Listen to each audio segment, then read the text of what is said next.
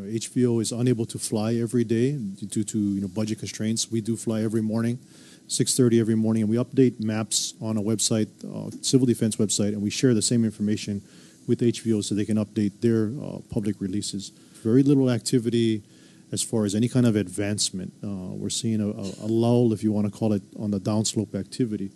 What we do see is breakouts on the surface of the pad. When we say breakouts, it's leakage in the lava tube system, the plumbing, causing an oozing out. So there's obvious evidence that lava is making its way all the way down to the leading edges of the flow, but nothing that's advancing at this time. What this map shows, in addition to the current state of where the lava flow is at, where it was headed, the direction, and we were giving reference points as far as Highway 130 and the area of the police and fire station. Up until recently, that's when it was advancing, the direction that it was going, and that's where the area that was, you could say, under a threat of being affected by the advancing flow. The blue line that you see here, and as HVO has published on their maps and has been doing an awesome job with sharing with the community, these are what they call paths of steepest descent.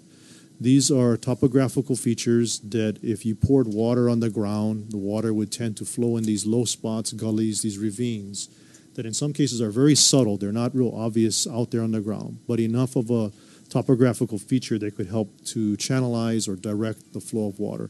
And if what we've seen with the lava, because it does to a certain degree behave similar to water, it does tend to follow the paths of steepest descent. And as you can see by this blue line here, it was following one.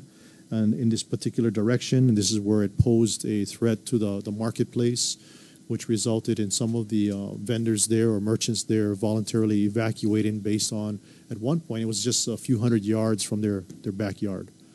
Right now, as I said, we haven't seen any type of advancement, although we are seeing evidence that lava is still making its way down to that distal areas. In consultation with HVO, we are under a period of a slight deflation, which means the swelling on the summit areas are going down. But there's no evidence to support that there's any indication that this is going to stop. This could be the next 30-year event, as we've seen in the past 32 years, starting in January of 1983.